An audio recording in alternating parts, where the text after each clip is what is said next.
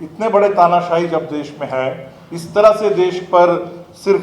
शासन के स्तर पर नहीं, पूरे समाज के स्तर पर हमें बिगाड़ने, बर्बाद करने की पूरी कोशिश चल रही है। बर्बादी का, आतंक का राज चल रहा है। चिंता तो जरूर है कि दोबारा तब पुलवामा 2 क्या हो सकता है। आरपीएफ के जवान जिनका काम है रेलवे सुरक्षा बल,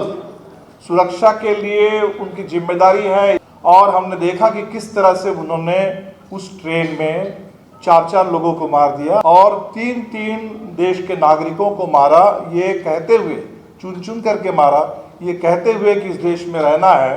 वोट देना है, तो बस मोदी और योगी दो ही है। लेकिन इस न्यूज़ को पूरी तरह से सैनिटाइज कर दिया गया और बता दिया गया ये तो मानसिक रूप से थोड़ा सा परेशान एक आदमी थे, कोई साइको थे, इतने रहेंगे, मोदी जी जाएंगे, स्ट्रैटेजिक पार्टनरशिप के नाम पर वो पूरे डिफेंस डील होता रहेगा, तो बड़े बड़े घोटाले उजागर होते रहेंगे, लेकिन वो नेशनल सिक्योरिटी हमें नहीं मिल सकती।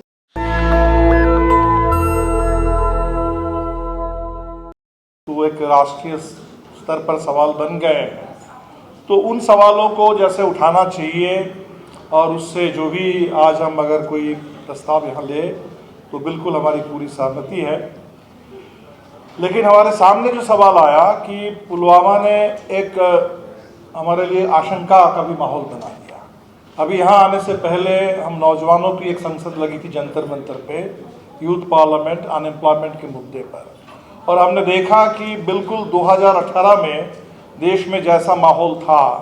नौजवान रोजगार के सवाल पर सड़क पर थे, किसान कर्ज माफ़ी और एमएसपी के सवाल पर सड़क पर थे, तरह तरह के आंदोलन हो रहे थे, और बिल्कुल एक घटना ने देखते ही देखते देश का माहौल बदल दिया, पुलवामा ने। और उसके बाद से जो कुछ हुआ वो 2019 की विक्ट्री के बाद से सब कुछ हमारे सामने है। तो इसलिए हमारे मन में कुछ चिंता तो ज़रूर है कि दोबारा तब पुलवामा 2 क्या हो सकता है, बालाकोट 2 क्या हो सकता है, उससे हम कैसे निपटेंगे, या उससे हम समय रहते निपट पाएंगे, या उसमें भी 5 साल बाद इस तरह से चर्चा करेंगे, और 5 साल बाद शायद इस तरह की चर्चा करने का माहौल भी देश में तब नहीं बनेगा अगर इसी समय हम लोग नहीं लड़ पाएंगे। तो इसी संदर्भ में 2-4 बातें मैं आपके बीच में रखना चाहता हूँ। ज़्यादातर बातों से हमारी सहमति है इस पूरे राष्ट्रीय सुरक्षा के संदर्भ में, लेकिन हो सकता है कुछ हमारे ऐसे विचार हो जिससे सबकी सहमति भी ना हो। हम समझते हैं कि जो राष्ट्रीय सुरक्षा है, जाहिर सी बात है, बल्कि मुझे बड़ा अच्छा लगा कि हमारे जो मिलिट्री से बोलने वाले साथी थे, उन्होंने इन मुद्दों को उठाया कि देश के अंदर अगर इतनी विषमता हो, इतनी ज़बरदस्त डिस्पैरिटी हो, तो वो अपने आप में सुरक्षा के लिए बड़ा खतरा है।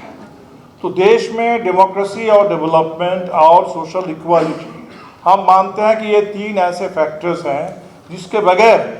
कोई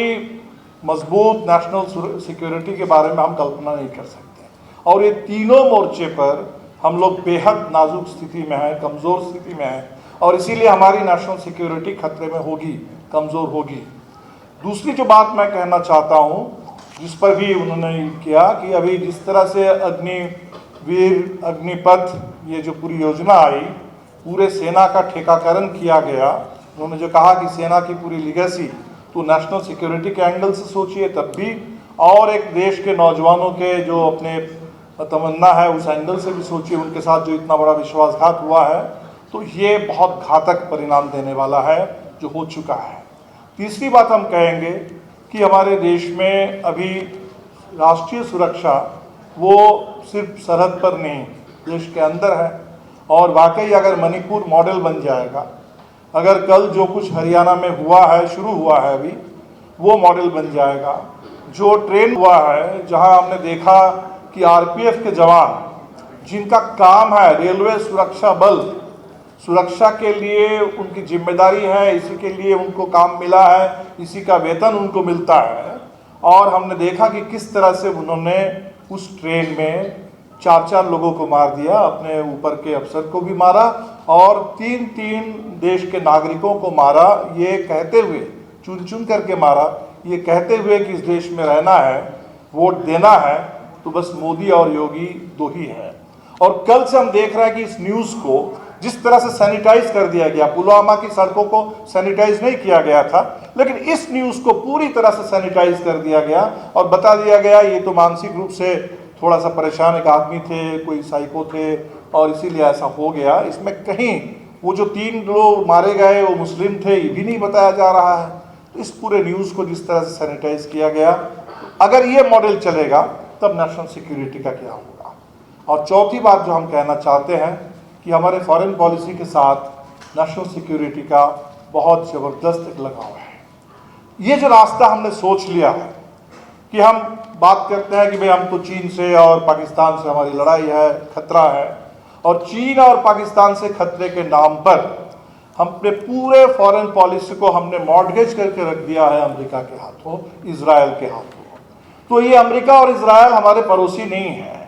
तो पड़ोसी मुल्क से अगर हमारी दोस्ती नहीं रहेगी, शांति का माहौल नहीं रहेगा, उसमें हम लाख जितना खरीदते रहेंगे, रफाल खरीदते रहेंगे, मोदी जी जाएंगे स्ट्रैटेजिक पार्टनरशिप के नाम पर, वो पूरे डिफेंस डील होता रहेगा, बड़े बड़े घोटाले उजागर होते रहेंगे, लेकिन वो नेशनल सिक्योरिटी हमें नहीं मिल सकती। और सिर्फ पाकिस्तान और चीन की बात तो नहीं है, हम तो नेपाल से भी अलग हैं।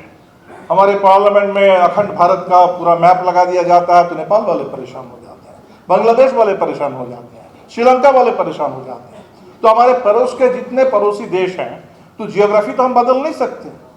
हम हिस्ट्री को भी बदलने की कोशिश कर रहे हैं, उसको तो नए सिरे से लिख देंगे, जियोग्राफी को क्या नए सिरे से लिख देंगे। तो हमें लगता है कि इस समय ये जो फॉरेन पॉलिसी जिसमें हम क्वाड के मेंबर हैं, हम I2U2 के मेंबर हैं, कहने के लिए तो हम ब्रिक्स में भी हैं, कहने के लिए हम SCO में भी हैं, कहने के लिए हम ग्लोबल साउथ की बात करते हैं।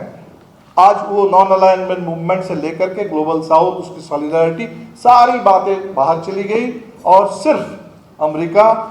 वेस्टर्न अलायंस और इजराइल, ये जो फॉरेन पॉलिसी है, मैं समझता हूँ कि ये फॉरेन पॉलिसी हिंदुस्तान के लिए बेहद घातक है और इस पर भी कोई कंसेंसस बनना नहीं चाहिए। इस फॉरेन पॉलिसी, इस सरकार के साथ साथ इस फॉरेन पॉलिसी का भी 2024 में इसका रीओरिएंटेशन होना चाहिए और तभी देश में राष्ट्रीय सुरक्षा को हम मजबूती दे पाएंगे। इसी के साथ हम तमाम आप लोगों के शुक्रगुजार हैं और आज जिस तरह से हम लोग ये चर्चा कर रहे हैं, इससे तो बिल्कुल लग रहा है कि देश में एक बड़ा बदलाव आ रहा है और देश इस बदलाव को सुरक्षित देखना चाहता है। तो ये बदलाव, फिर एक बार बदलाव का तो कोई इंश्योरेंस स्कीम होती नहीं है, लेकिन फिर भी ये बदलाव जब इतने लोग चाह रहे हैं समाज के हर तबके में, हर कोने में देश के, तो जाहिर सी बात है 77 में भी बदलाव आया था और इस बार भी इस देश में इतने बड़े तानाशाही जब देश में है, इस तरह से देश पर सिर्फ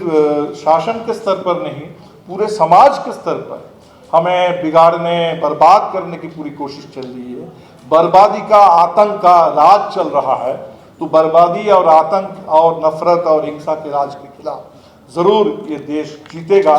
इंडिया, आप कहें हमारे विपक्ष के जोट ने, गठबंधन ने इसका नाम दिया है इंडिया, तो इंडिया कहो, भारत कहो, इंडिया दैट इज़ भारत, ये देश ज़रूर जीतेगा, देश की जनता ज़रूर जीतेगी और तभी देश सुरक्षित भी रहेगा। बहुत बहुत शुक्रिया आप सबका। नेशनल दस्तक की आपसे गुजारिश है कि अगर इसको बचाना चाहते हैं तो नेशनल दस्तक को सब्सक्राइब करने के लिए रेड कलर के सब्सक्राइब बटन को दबाएं, फिर बेल आइकन की घंटी दबाएं। नेशनल दस्तक को बचाने के लिए बहुत ज़रूरी है कि हर खबर को शेयर करें, लाइक करें, कमेंट जरूर करें।